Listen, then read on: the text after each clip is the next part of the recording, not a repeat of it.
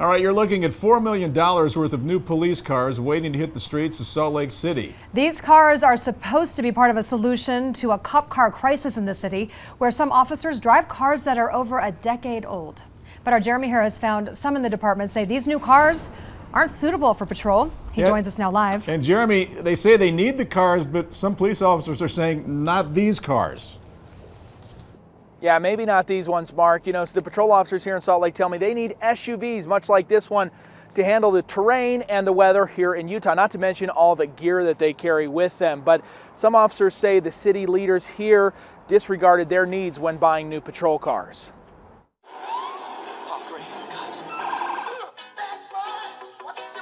Generations of black and whites have made the cop car an American icon.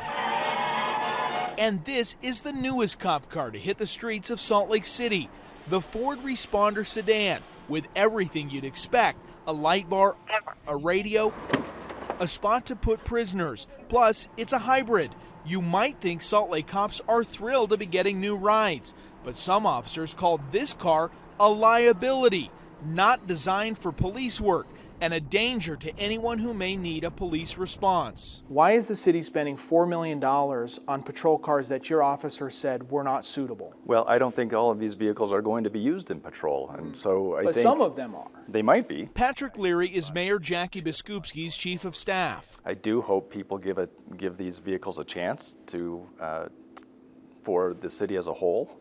And I think they will work for the police department. And my role as the mayor. The mayor has pushed hard to switch the city's fleet to hybrid and electric vehicles. The city bought this Fusion hybrid and let officers drive it around for the last 6 months and give their opinions.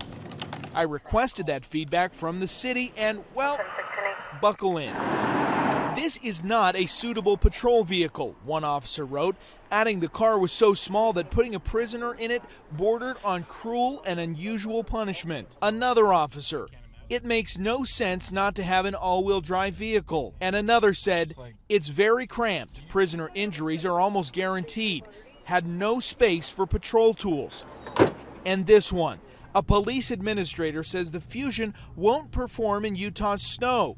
You are saving money at the expense of public safety. With feedback like that, you might wonder why the city just bought 106 of these. How do you reconcile that with those patrol officers? You know, it's difficult for me, Jeremy, to answer allegations that I haven't heard firsthand. But the mayor's office was well aware of these concerns. I reviewed emails spanning 8 months, and the police department repeatedly told city administrators that they needed to continue buying SUVs for the patrol division like they've been doing for the last few years. And look around Utah. Police SUVs are becoming the norm. Unified Police is now exclusively buying SUVs and trucks for patrol. They told me that even though they cost more up front, they make up the money when the cars are resold. Sandy and Draper Police are doing the same thing. In the back and forth emails, the Salt Lake Sustainability Director, Vicki Bennett, wrote that she found it, quote, odd. The department wanted SUVs and said, I think we need to have the mayor question this in detail. And several Salt Lake City officers then wrote that they just felt these hybrid responder sedans were a political statement by the mayor. To say that it's a political statement, the mayor is making a political statement about climate change and cleaning our air. We're trying to fix climate change. I can't fit in my car. Well, we don't know where those cars are going to be used, and that's up to the chief to say where those cars are going to be used. We need cars.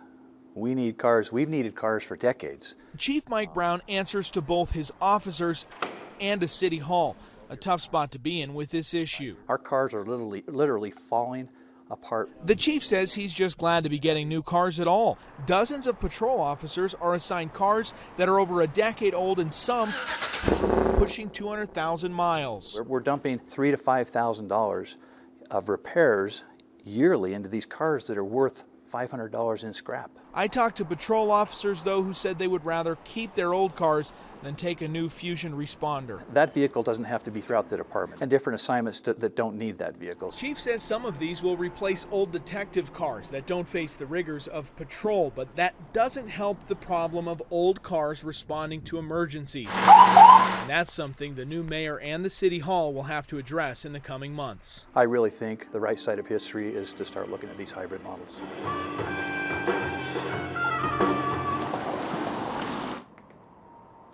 And the chief may have a solution to please all sides here. Ford is now making a hybrid version of their Explorer SUV. That's something the city can consider in the coming months when they look at next year's purchases. But that'll be under a new city administration with Mayor-elect Erin Mendenhall. We've reached out to her team tonight to see her thoughts on this and perhaps the situation moving forward with the city's patrol cars. If we get a response, we'll bring that to you tomorrow afternoon on 2 News. For now, reporting live in Salt Lake City, Jeremy Harris, 2 News. Unbelievable. Yeah. All right, Jeremy, thank you.